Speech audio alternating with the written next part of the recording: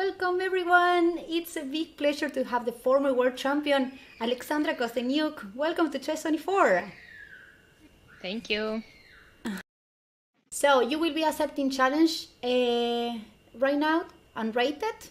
And okay, what do you prefer? 3 minutes, 1 minute, bullet? Yeah, let's play 3 minutes unrated. So anyone who wants to challenge me, well, I I won't be able to play all of you, but yeah, just go ahead and challenge me. And I'm chess queen, right, on chess 24, everywhere else basically. So yeah, go ahead while we talk. You can Okay, take your time. while we are waiting for some challenge, that probably you already have some of them. But tell me, have you been preparing for the tournament? Well, I haven't been doing anything special since I've been quite active online lately. So, well, just probably a small refresh of my memories of opening lines that I plan to play, but nothing, of course, more than that. Okay, yeah, but anyways, you know probably already all the players and you play against all of them many times, right? Yes, yes. Yeah, okay. Well, whenever you want, you can start accepting challenge with the premium Okay. members. Let me see. I still have many rated. Guys, I don't consider rated challenges. And there is no way to see who actually challenged me first, right? There is no Actually, way if you time-wise. are scrolling down, the first ones Uh-huh. are at the bottom. Uh-huh. Okay, I see. So let's then accept the very first one. Okay, 3 minutes unrated. good luck there. I will be in silent here whatever you need, just let me know. Mm-hmm.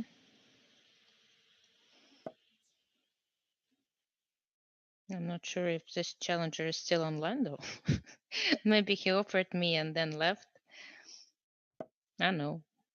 Okay. If he insists to go to the open lines, then the Jaco piano. And okay, let me try this one. It's kind of tricky, this line. You're welcome. Yeah, probably bishop e7 is a good reply, but usually it's a good idea to include h6 first. So I don't have the option to retreat my bishop to e3 later on. Okay, let me try to play knight c3, and we somehow the game often transposes to some four knights lines, four knights opening line. So it's kind of a lot of transpositions from one opening to another. Let me try to play queen d2. Okay, usually I don't go for the lines with long side queen side castle, but since we're having fun, I think it will be more interesting to see something that I usually don't do. Okay, black is also quite clever, and black shows me that he can also castle long. He knows how to castle long. Good. Now I'm not sure about everything that I've done because I kind of all my pieces are hanging, and I don't like my position very much, and I don't like what will happen after if I take on d4. I don't actually think I have a choice. Okay, I will take, and then I will try to. I should play faster as well, right? Because it's just a 3 minutes game with no increment, and when you talk, time goes. What black is going to do with the bishop? Was it a blunder? I hope so, because otherwise my position looked a bit shaky. But we can talk a lot about strategical things in chess. But as they say, chess 99% it's tactics. So fortunately or unfortunately, okay, I will add this intermediate move. Not sure it was needed, but now I have an extra bishop. I have like the real two bishops advantage here. And okay, it's only a question of time whether I will be fast enough to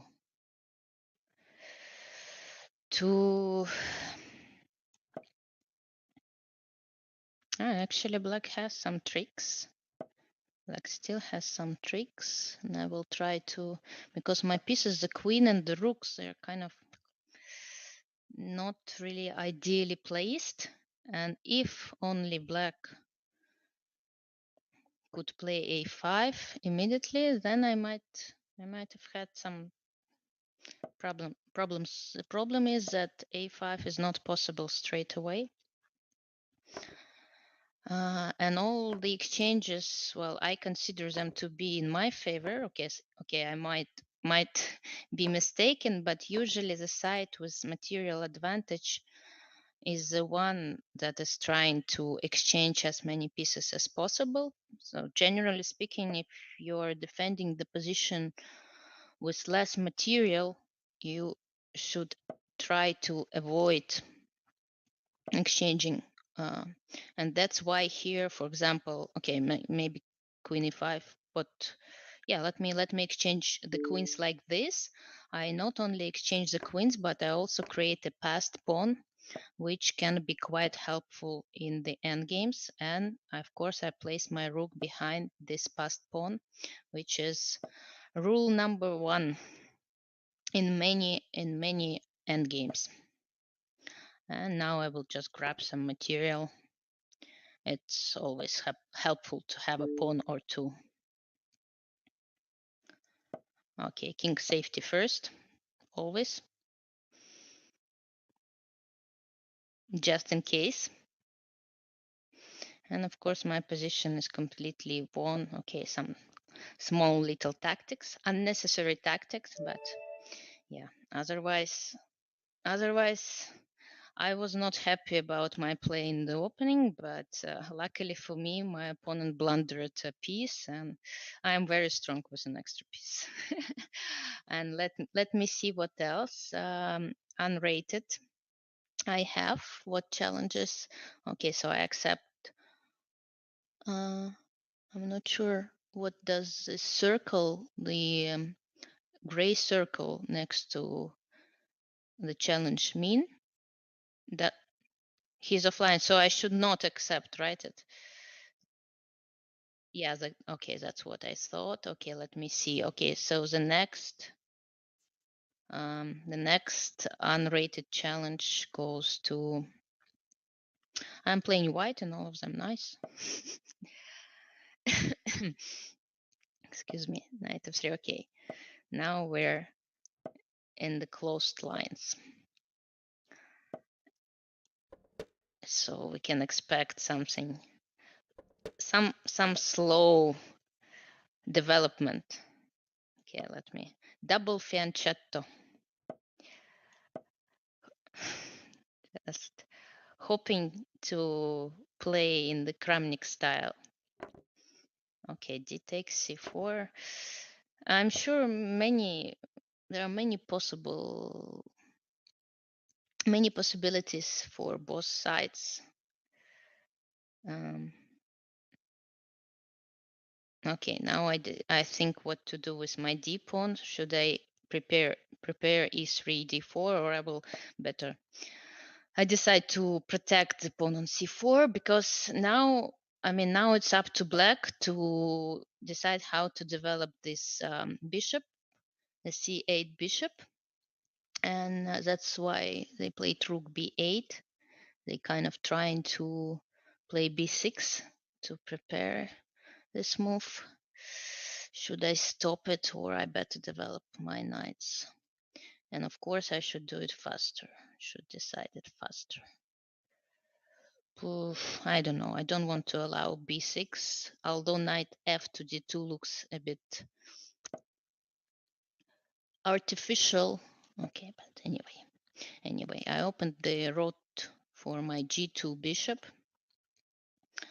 Hopefully it will help me somewhere. Okay, preparing b5, I believe. But I will try to prepare for the b5 advance also in a very strange way, putting my rook on the c file, hoping that the c file will be open after b5 and the exchange of the pawns. And so that was my plan, and I hope that I can put some pressure on the c5 pawn. And my bishops look very nice.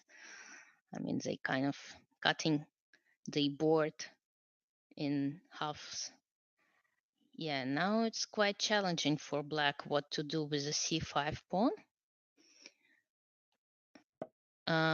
I thought that black should have taken first on e4 because after queen b6 here, kind of I destroy the king's king side. The pawns are very weak, and we see that the h6 square is weak. And I see my target now, and the f6 and c5 pawns they're still hanging, and yeah, queen b6 probably was a big mistake. Black should have first taken on e4 and then play queen b6, but still, I believe that my position was. I'm not sure how if I had like a very big advantage, but a little bit easier to play in a blitz game. And now just so much choice I have. Okay, I'll grab this pawn also. The pawn on c5 was hanging as well. And I will play a tricky move here. Okay, of course I could have taken on d7, but I think that the knight on e5 is a bit stronger than this bishop, and I just want to exchange the knights in a very funny way though. But if black does not want to exchange, then I don't see how they're gonna protect the king, because the king is our priority, and we should always look for our king's safety. And if our opponent play not carefully enough, we can create an attack, and the queen and the knight together, we know it's a perfect combination. Yep, checkmate. Always nice to finish a game with a checkmate. Okay, so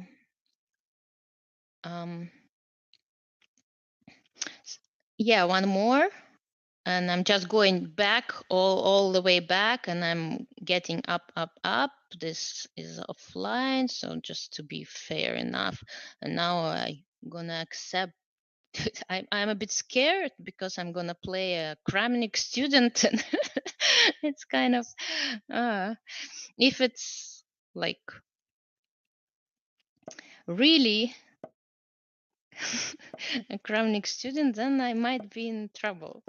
Okay, but let's accept the challenge and face the consequences of this.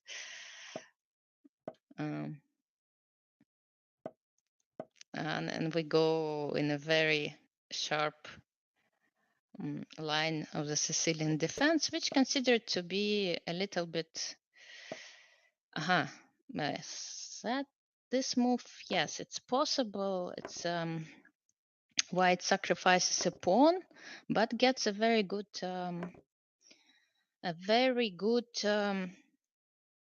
compensation for it. I don't really recall like theoretical lines here because I don't. Okay, let me try to see what to do with my queen because it's kind of very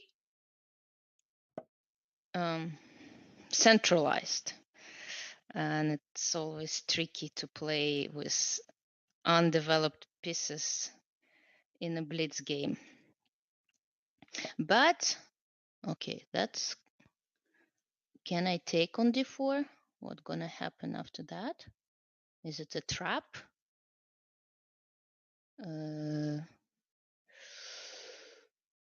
I don't know what will happen if they people say if I don't see why I should take it. Okay, it's a bit scary, of course, but a piece. I mean, okay, I have two pieces. Yeah. Well, it was very well. Kramnik student should be more careful, I think, in the future with his pieces. I know that bishop h4 long before it used to be considered as a mistake, but in reality, it's a very tricky line. I don't remember how actually white should play here to get a good compensation. Probably 96. I'm not sure, but no, 94 is like the main line, queen h4, and here I don't remember, probably f4, maybe f4, no, the knight takes d4. But I remember that, I mean, it's quite a tricky line for black to play against, especially in a blitz game. So, but definitely not the way white continued. Maybe here they could have played rook e1, or they could have just on move 13, of course, bishop d3 was a blunder. I'm not sure about my e5 move because it's but I just didn't want to let white play f4. I know that it's one of the ideas in this line to play f4. So you are saying But after e5, rook e1 then? rook e1 was a possibility, and then the knight, I cannot take the knight on d4, so I should retreat my queen somewhere to d5, for example. I was going to play, but then who knows, maybe c4 even possible. So that's why I'm not really sure about my e5 move. Maybe I should have played bishop e7 instead. There's a threat to play bishop g5, but Yeah, that's okay. White was very generous in this game. Well, thank you so much, and actually you've been really generous also sharing some lines with us. Well, it was a pleasure, and good luck for the tournament. Thank you. Okay, bye bye.